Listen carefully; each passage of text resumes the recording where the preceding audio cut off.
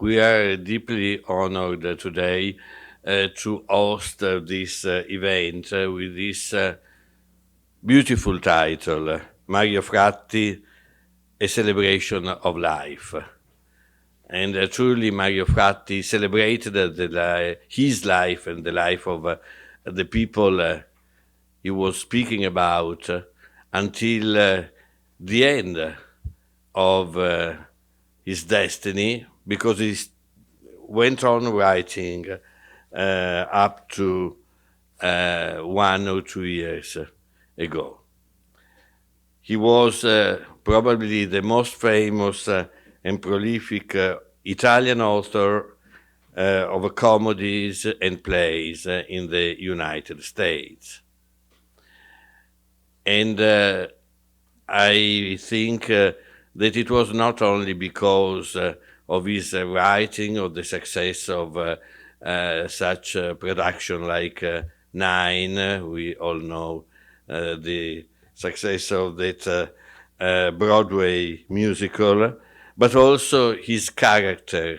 I met him at Columbia some years ago. He was so strong and so sweet in the same time. And now I'm happy to invite our Consul General, Fabrizio De Michele, to take the floor.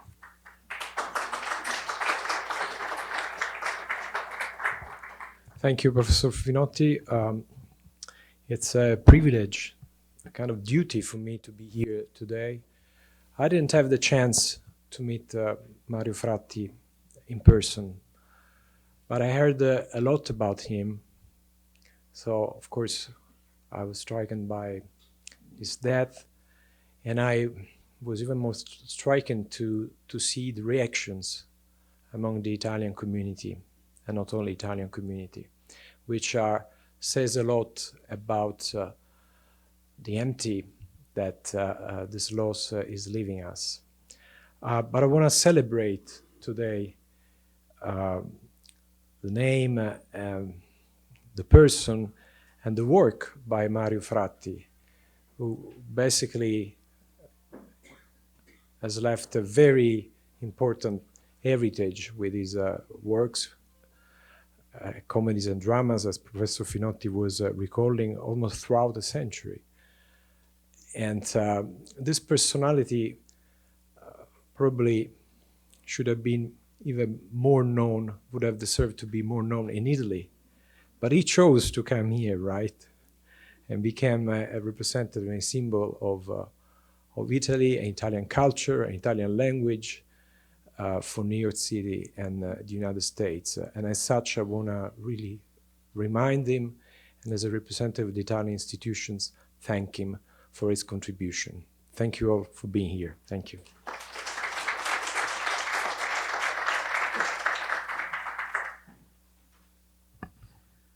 We have a program that was put together by Valentina Fratti. And she told me, I don't want introduction, just let it go. Okay, so let's go on with the program. Signor Presidente, cari colleghi, ho chiesto di intervenire a titolo personale per conto del mio gruppo Non Moderati per omaggiare e ricordare la figura di un grande italiano che ha reso onore alla nostra cultura nel mondo. Sabato 15 aprile ci ha lasciato Mario Fratti, drammaturgo di fama mondiale, tra gli esponenti più noti nel campo della critica letteraria, teatrale e artistica negli Stati Uniti, e tra gli autori italiani di maggior successo nei teatri di tutto il mondo. Docente alla Columbia University e al Hunter College di New York, vincitore di ben 7 Tony Awards, gli Oscar del teatro. Grazie soprattutto a Nine, liberamente ispirata al film 8 e mezzo di Federico Fellini, diventata poi musical di successo pubblico e di critica con oltre 2000 repliche. Nato all'Aquila il 5 luglio 1927, Mario Fratti viveva stabilmente a New York dal 1963, dove era arrivato per la prima volta subito dopo la laurea in lingue e letterature straniere all'Università Ca' Foscari di Venezia, e dove era diventato un punto di riferimento per la vita culturale della città. Dopo giovanili esperienze poetiche e la scrittura di un romanzo ambientato proprio nella sua città natale e a Venezia, iniziò a scrivere opere teatrali, attività che diverrà poi la sua professione. Autore di oltre 90 opere per il teatro, commedie e drammi, tradotte in 20 lingue e che sono state rappresentate in 600 teatri di tutto il mondo, dall'America all'Europa, dalla Russia al Giappone, dal Brasile alla Cina, dal Canada all'Australia. Uno stile inconfondibile, originale, raffinato, ma tagliente ed immediato, capace di unire gli elementi della tradizione teatrale europea con le novità dell'esperienza americana. Con Mario Fratti perdiamo uno dei più grandi esponenti della cultura internazionale della nostra epoca, che non ha mai dimenticato le proprie origini, come dimostrano anche dall'impegno con la Fondazione Magna Grecia, di cui Fratti è stato per 10 anni vicepresidente. Presidente, a sua figlia Valentina e a tutta la sua famiglia giungono le nostre più sentite condoglianze. Grazie.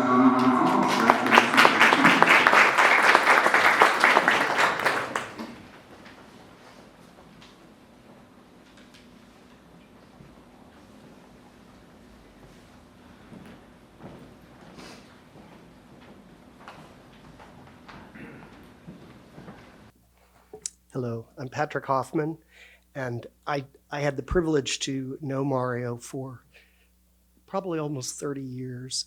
He served as our vice president of the Outer Critics Circle, one of the major theater awards. And so I'm here representing not only myself, but our entire executive board and our 90 members of the Outer Critics Circle.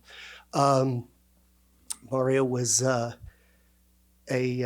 incredible presence on our board for all of our nomination meetings and all of our meetings for many, many years. Countless brunches at the Friars Club and meetings at Lincoln Center. And he was always the voice of reason in those meetings as people were fighting over nominations and things like that, and the peacekeeper. That was Mario's role, and he did it beautifully. Valentina asked me to read this excerpt so that we hear firsthand how Mario, in 1967, at the age of 40, felt about plays, playwrights, and their value in a society. In all my plays, there is a protagonist who seems a sly rascal or a monster of cruelty. The professor in the academy, Maso in The Return. They are not cruel. They are not responsible for what is happening around them.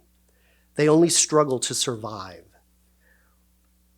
which is human, justifiable. They do not see that they spread grief around them. They do not realize that their victims are their friends, the beloved ones, the weakest, the oldest. If the protagonists of life, the characters, do not see, do not realize the harm they are doing, all the more reason why the average citizen does not see, does not realize the struggle to survive when he witnesses it in the streets around him. Cruelty and suffering do not move him. He can stop looking at them whenever he wants. He can escape. But when he becomes a member of an audience, he cannot escape. He is nailed down in his seat. He must look at the cruelty and the pain. He is moved and upset by what he sees because everything that happens on the stage is magnified and becomes important. It is like looking through a keyhole at the right moment. It is like spying from a window on the life of our neighbors. Theater is a window open on the life of our fellow creatures, a window open on their secret, intimate behavior. Let's watch in silence from that window. There is another important consideration.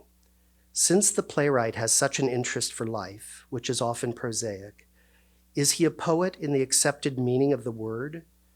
At moments, unconsciously. The playwright is only a sensitive man among indifferent men. He sees, stresses, and points out what most watch with indifference. A playwright is only an aware man among careless people. I am aware. I believe in man's possibility of becoming aware.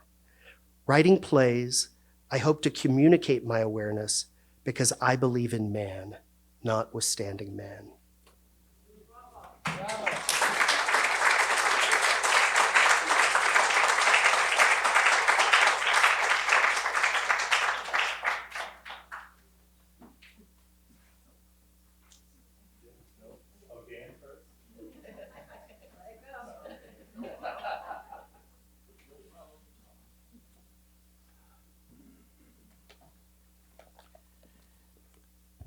Can you hear me? Yeah. Hi. I'm Dan Friedman, the artistic director emeritus of the Castillo Theater, and Mario and I go back about 40 years. As you all know, Mario Fratti was unusual. In many ways. I mean, for one thing, he was a communist playwright living in the United States in the second half of the 20th century. That's strange enough. What's even stranger is that he was able to not only get his plays produced in the United States and other parts of the world, but he managed to make money as a dramatist and win mainstream theater acclaim. Most of you know this, but I think it's worth repeating. Mario won the O'Neill Award, the Richard Rogers Award, 2 Outer Critics Circle Awards, 8 Drama Desk Awards, 5 Tony Awards, and in 2000 was a recipient of the Otto Rene Castillo Awards for Political Theater. He wrote nearly 70 plays. Let that sink in.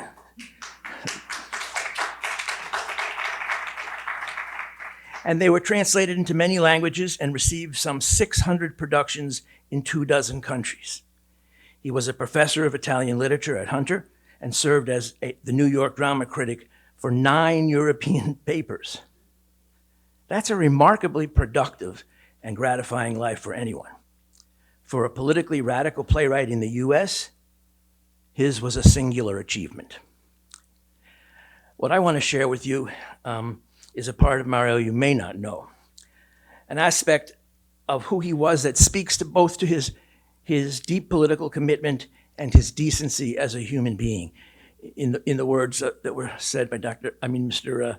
Fratti, he was both strong and sweet. And that's a very hard combination to find. And what I want to speak to directly is his constant encouragement and support of other progressive playwrights and theater artists. I know this aspect of Mario's life because I'm one of those radical playwrights that he supported and encouraged for so long. In 1980, 1 year after returning to New York City after my graduate studies at the University of Wisconsin, I managed to get one of my plays produced. It's called Robin Hood, a political romance. Mario came to see it, and after it was over, he came up to me and he said something to the effect, of course, I didn't have a tape recorder, but this is how I remember it. He said, it's not every day that I get to see a real revolutionary play. You can imagine how important that was to me. No other critics came to see the play except someone from the Communist Party paper, The Daily World, who called it ultra-left. Mario and I fell out of touch after a few years, and the next time I met him, it wasn't as a playwright, but as part of a team that was building a radical theater. In the early 1990s, one of my colleagues from the Castillo Theater, which is a community-based progressive theater that I helped to get started back in '83, knocked on Mario's apartment door, asking for money.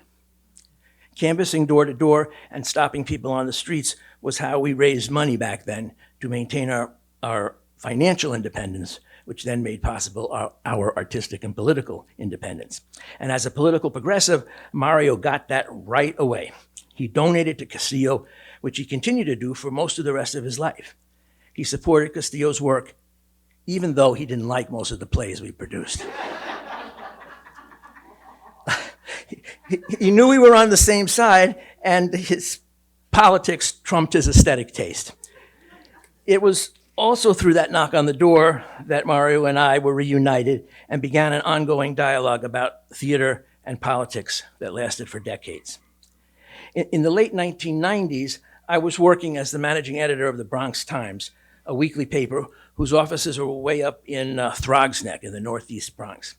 I was putting in long commutes and long hours at work, and I was unable to participate actively in the creative life of Castillo. After a while, I began to realize there was a hole growing in my heart. The hole was growing because I missed the creative stimulation, fun, and camaraderie of doing theater work. So I called together a handful of theater professionals I knew to my apartment and asked them for their thoughts on how I might find a way back into theater.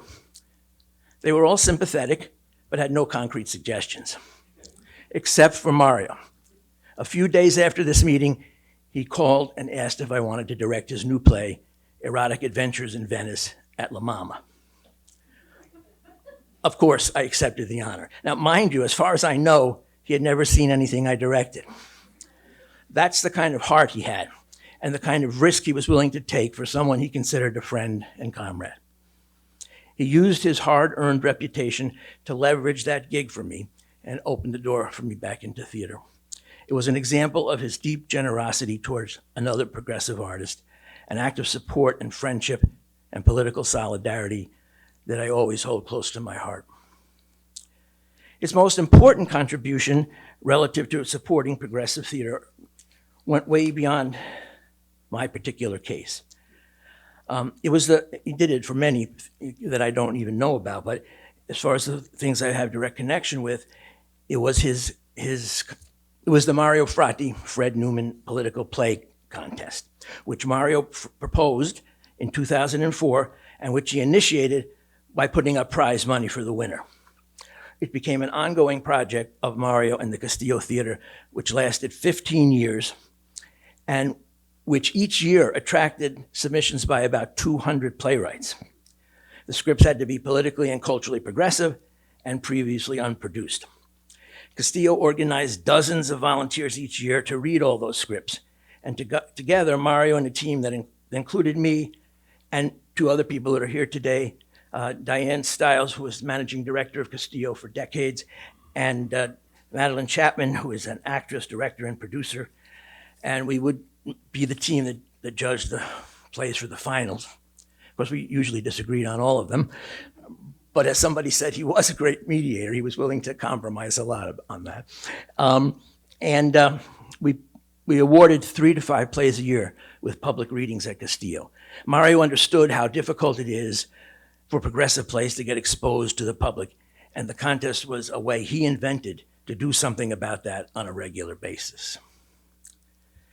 There's another thing about Mario that I want to share with you, which also speaks to him being strong and sweet.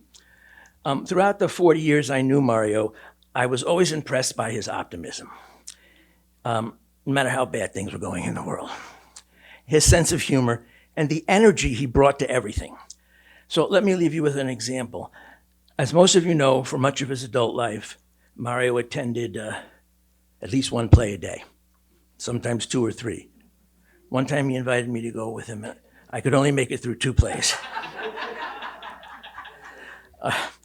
But the last time that I spent with Mario, he was beginning to lose his memory. However, he was continuing to go to plays every day. He said to me, "I enjoy the plays while I'm watching them, but as soon as I step out on the sidewalk, I can't remember what I just saw." Then he smiled and gave a little shrug.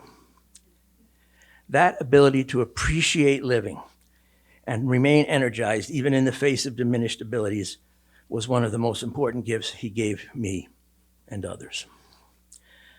While his dogged optimism sometimes annoyed the heck out of me, I work every day actually to emulate it. His was indeed a singular life. I miss you, Mario.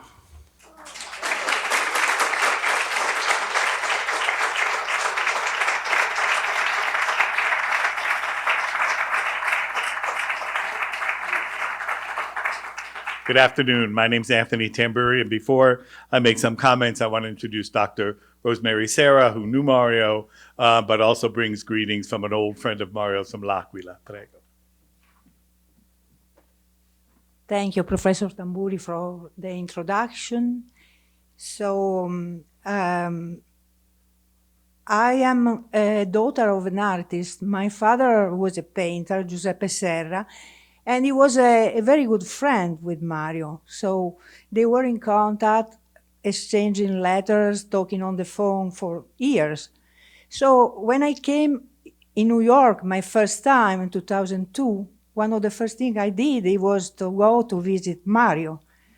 So, and since then, I started my friendship with him. And a few years later, I also met Valentina, that is my good friend. And so since then, I never lose the contact with all of them. But today I am here because I have to read this message that is from an author and a journalist, that is Goffredo Palmerini, a close friend and colleague of Mario from L'Aquila, whom I met last summer. In ricordo di Mario Fratti.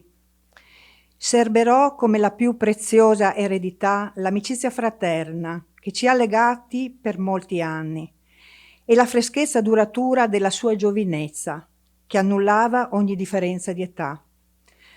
Con me certamente, ma anche con tanti giovani, autori di teatro, attrici, attori che frequentavano la sua casa, un vero crocevia, verso i quali rendeva sempre la sua disponibilità, il suo aiuto, il suo incoraggiamento.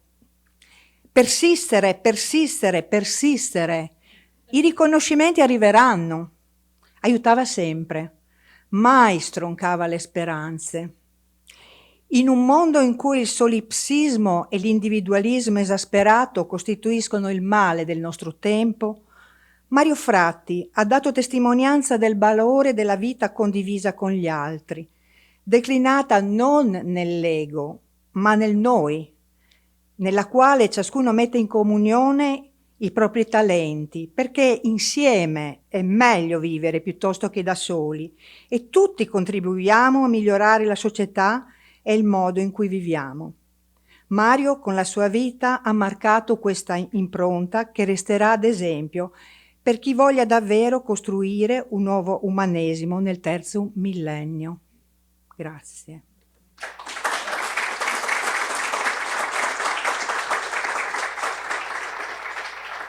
I first bring greetings, thoughts from Nino Foti, who's an old friend of Mario's, and I quote, Mario Fratti was a great friend to me, an exceptional person from whom I learned so much, and who had been close to me in my saddest moments.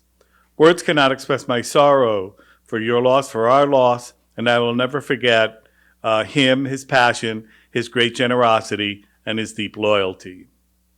The Magna Grecia Foundation, of which I am president and of which Mario was one of the most important testimonials, also as president for the United States, giving us great honor, wants to bear witness to his exceptional theatrical career and has the desire to do important initiatives to aim at recognizing his career both in New York and in Italy, even with the highest institutions.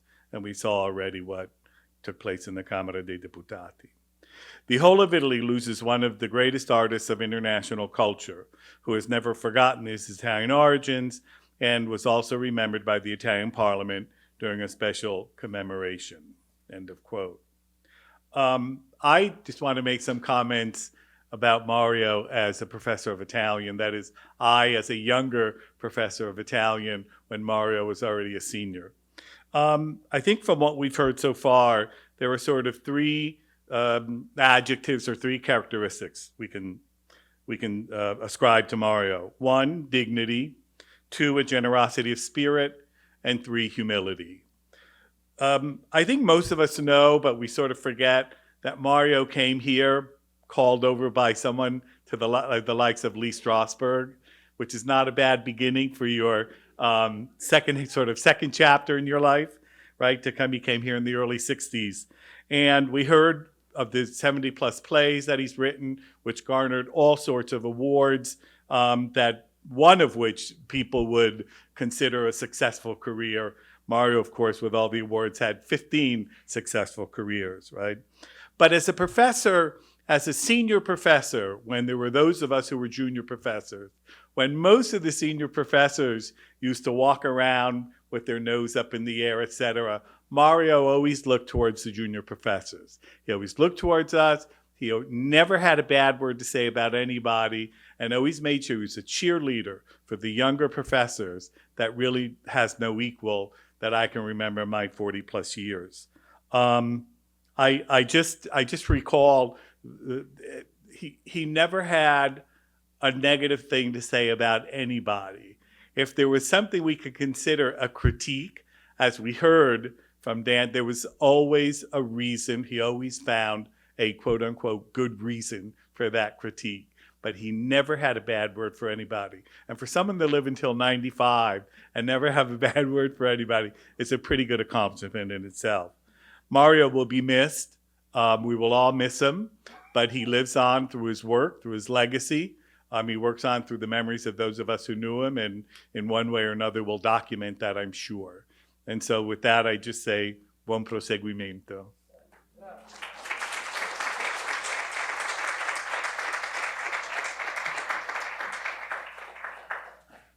Good afternoon. My name is Maury Yeston, and I have known and worked with Mario for just about 50 years, which is quite a long time. Before I make some comments, I have to read a message from Chita Rivera, who played Liliane Lafleur in a revival of Nine, the musical. She was going to be here today, but unfortunately at the last minute she had a conflict. Seeing Mario's smiling face and hearing his wonderful stories lightened my day during rehearsals for Nine, the musical, on Broadway, when he visited my dressing room at the theater. So many happy memories of a special time and a very special man. I shall miss him. Love, Chita. Do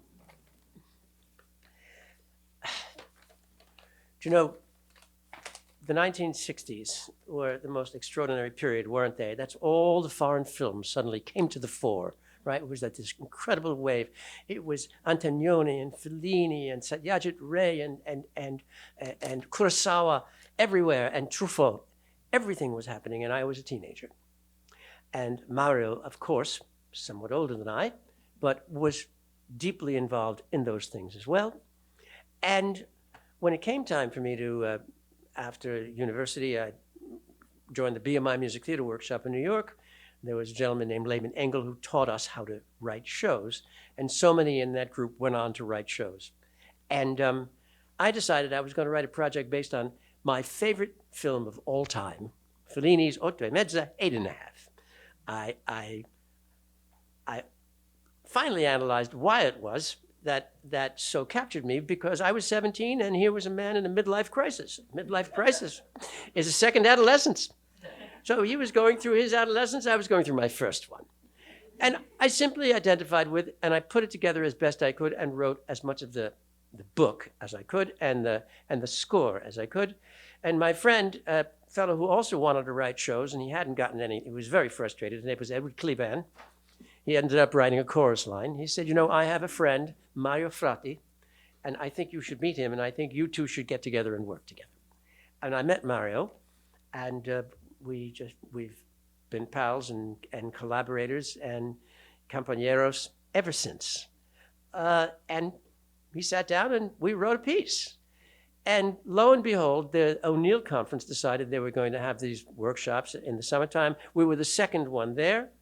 And up we went to do a reading of our show, Nine, based on 8½. I figured, well, it's another little half more, so we can call it Nine. And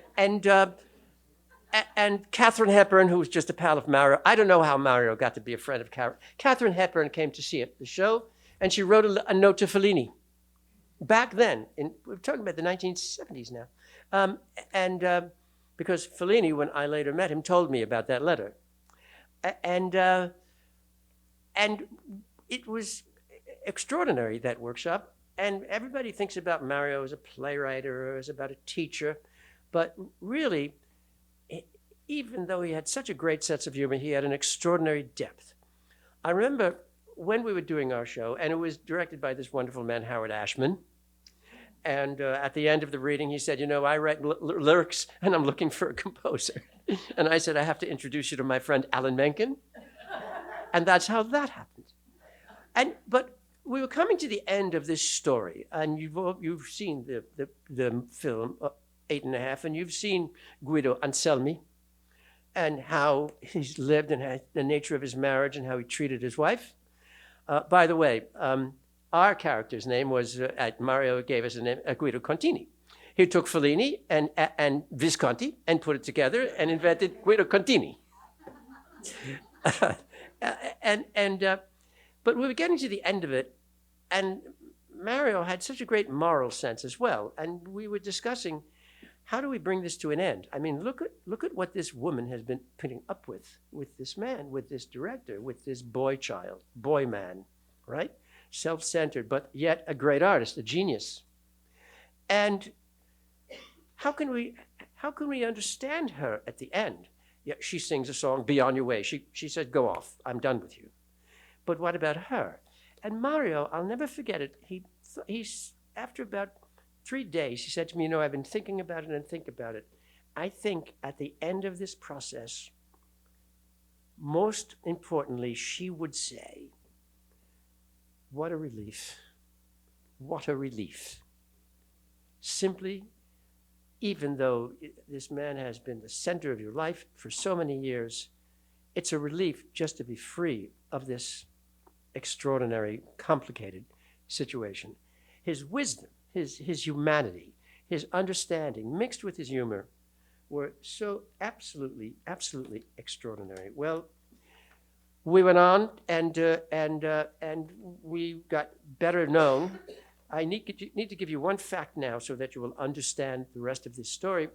There was a man who produced Broadway shows. His name was Herman Levin, and he produced Gentlemen Prefer Blondes, and he produced My Fair Lady, and he produced The Great White Hope. And Mr. Levin and my father were good friends because they used to see each other at the racetrack all the time. So just keep that in mind. Well, now there's a producer who wants to put our show on Broadway. And if you're going to put the show on Broadway, you need to get the legal dramatic rights for the show. And so somehow I secured the telephone number of Fellini's lawyer. His name is Sotero Salas, and I had his telephone number. At the time, I was the director of undergraduate studies in music at Yale. I was a professor. And so I got up very early in the morning to be in the middle of the day in Italy, and I made the call. And pronto. And I said, hello, Mr. Salas. My name is Maury Yeston. I am an American composer. I have written with this famous Italian playwright and writer, Mario Fratti, a musical based on Fellini's great masterpiece film, 8½. And I would like to come to Rome next week to acquire the dramatic rights. And he said, I am sorry, Signor Yeston, I do not speak English. Non fa niente, I said, mi chiamo Maury Yeston, sono un compositore americano. Io ho scritto con il noto scrittore italiano Mario Fratti un spettacolo musicale basato sul quel capolavoro film di Fellini, 8½, e vorrei andare a Roma la prossima settimana per acquisire i diritti drammatici. Bravo, Signor Yeston. He says, but we will only work with a well-known Broadway producer. I said, well, would you agree that Herman Levin is a well-known Broadway producer? Herman Levin produced My Fair Lady, produced The Great White Hope, of course. I said, well, I will be in Rome at the Excelsior Hotel on Via Veneto next week with my lawyer, representing myself and my partner, Herman Levin. You see, when you're young, you just don't care. You just have to jump, right? You have to jump. So I came to Rome, and we made the agreement, and we came home. I was just looking at the contract. I can't believe I look at this contract, and there's my name, and there's Fellini's name next to it that he had written down, and we had the rights, and the show was a great success, and Mario was there every step of the way. And then the revival, and I must say, this man had so many different sides to him. Do you know, as a teacher, he was extraordinary as well. The great American composer Ned Rorem wrote in his diaries, artists exult in their own self-discovery, but teachers exult in the self-discovery of others. And he was so enriched by that. Well, we moved ahead, and then there was a film. And this is such a great gift of Italy and of the Italian culture. The screenwriter was Anthony Minghella. And so this has really been an extraordinary journey to take. I have to say, I've learned so much from Mario and learned so much from so many of the other people I've met on the set when we were filming the 9 film in Shepperton Studios in London. And Sophia Loren was in it. I asked her a question. I said, Sophia, is it true, can it be that Italian wives are content to think of their husbands as married bachelors?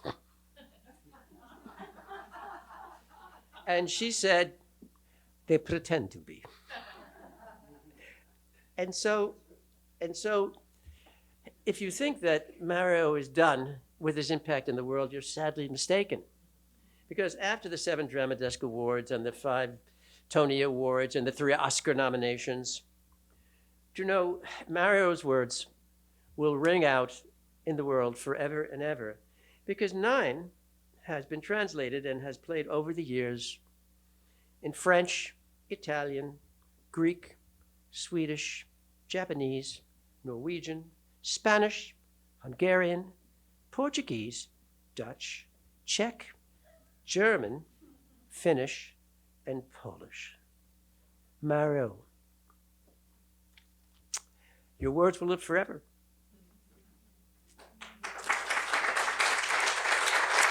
I want to say to Valentina, the conversation continues, doesn't it? It really does. They're with us all the time. And I just want to say, do you know, as you go forward in life, when you're sitting in a quiet moment, musing about something or trying to get something done, you may feel from time to time the warm hand behind your back, at the small of your back, bringing you support. And that would be Mario. And I would be there too. Thank you.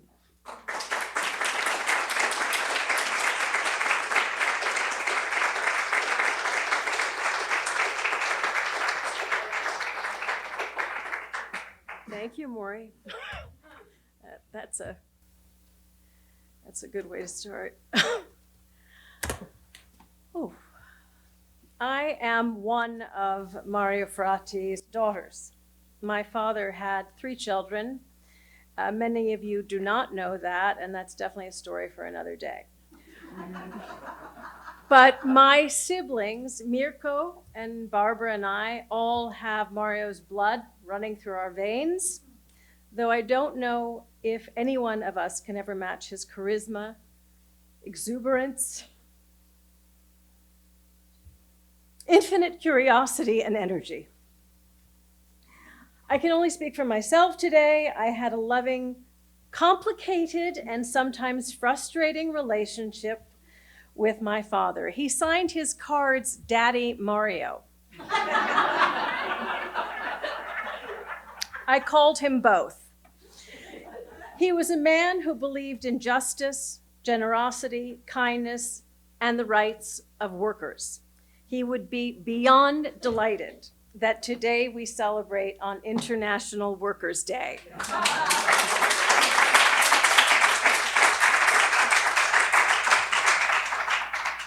So many wonderful words and memories today over the past 2 weeks, but now some of Mario you don't necessarily know.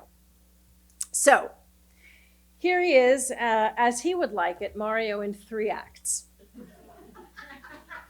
Act 1, born in L'Aquila, he grew up in fascist Italy. He told stories of how, as a kid, he joyously ran along the American plains as they bombed the city, liberating them from the Nazis and fascists. He told me that the first woman he ever saw naked was a corpse on the street. And of course, he told me the history of the 9 partisans, kids he knew, who were murdered by the Nazis. He was the eldest of 4. He had a sister, Maria Teresa, who died as an infant, then Zio Gustavo, who died 2 decades ago, and then my dear, sweet Zio Fernando, who survives him. I spoke to him just yesterday. He loved his father, Leone, a gentle man who had been left on church steps in a basket with gold coins. His mother he remembered as a strong, severe woman. However, Leone always said to him, "You only hit a woman with a rose." We moved to Venice for Act II, 1945. At 17, he runs off to La Serenissima, where he met his first wife, Lina Federigo. For a while, they taught side by side at a school for children who'd been orphaned by the Nazis who killed their parents, who were the partisans. These schools had been organized by the Italian Communist Party, which he joined and had an allegiance to his whole life. He had read Lenin and Marx in his youth and fell in love with their ideology. We would get into heated arguments about the fact that I did not see how the system had worked in practice, but he defended the party all his life. Then to university at Ca' Foscari, where he received a doctorate in Italian language and literature. He worked in a shop at Piazza San Marco. On the ground floor, he helped clients order the exclusive fabrics of Rubelli. And upstairs in the shop, there was a little room where he wrote and wrote and wrote on his Olivetti. He won an award from RAI for a play entitled The Tape, which was to be performed on television, but then they ultimately found it too politically inclined. So the censors kiboshed that. In Venice, he eventually met my mother, Laura Dubman, a pianist, beautiful, passionate, dramatic, and very Russian.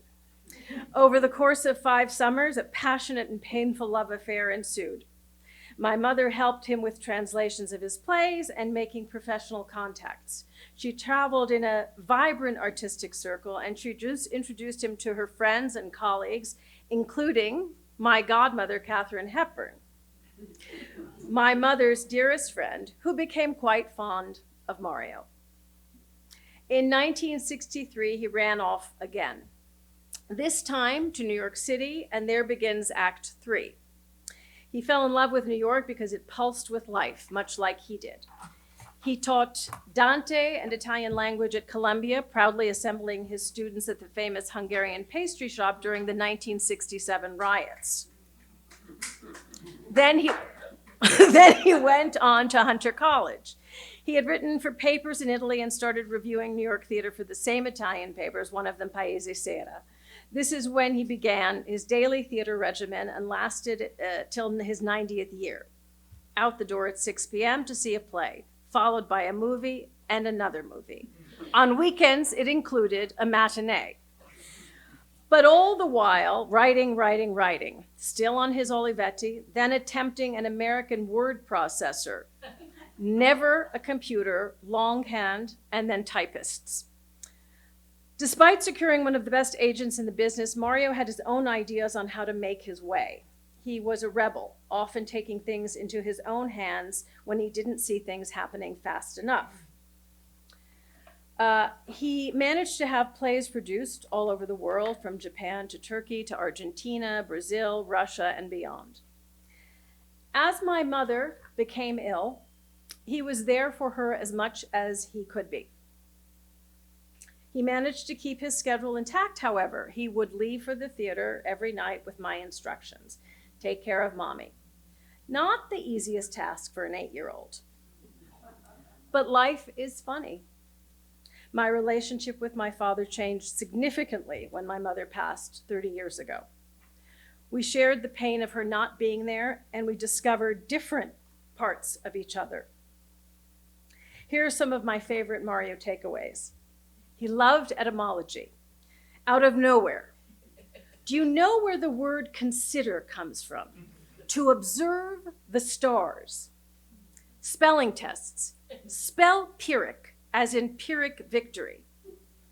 I dare you. He loved to have people get the spelling wrong because he would know he was teaching them something new. That's one of the ways he got his kicks.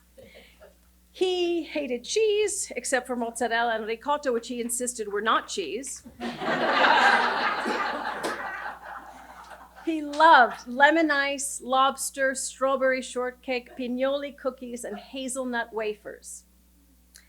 He most always wore a pea coat, a Greek fisherman's hat, and Lenin's beard. He would never call St. Petersburg anything but Leningrad. Hated taxis, loved the bus. When I was younger, he watched boxing, man against man, always loved soccer and the World Cup. He sang Stormy Weather, Volare, and Puttin' on the Ritz. He loved Laurel and Hardy, Alberto Sordi, Candid Camera, and Melissa McCarthy. And here's my favorite. He always made sure, always, he had coins in his pocket to hand out to those in need. He never left the house without them. He never forgot for an instant how lucky he was. Often he even felt guilty about the luck. In fact, while beginning to make order in his apartment, I discovered checks from people he had loaned money to, which he had never cashed. And now for the epilogue. After his 90th birthday, he became confused, which was particularly heartbreaking because his mind was everything to him. He allowed me in a different way. He finally understood I could help. Thankfully, he never forgot who I was, and we entered the most tender part of our time together. I venture to say he even regretted not having been more of a family man in the past. I would like to think that epiphany did not occur out of need, but out of a realization of what counts. I would be remiss if I didn't give special attention to my father's good friend, Piero Picozzi, who has become my good friend and is part of our family. Mario and Piero laughed a lot. Piero cooking up wonderful meals. They watched soccer, Rai News, movies. Between the pandemic and his condition, to run around town going to the theater was impossible. No more theater, no more movies, no more trysts with different women every month.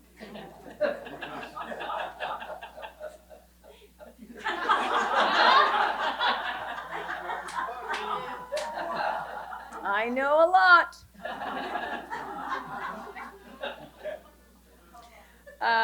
This allowed for more time to see him. Anne, whose laugh he adored, Millie, our dog, whose kisses comforted him, and I joined my father and Piero regularly.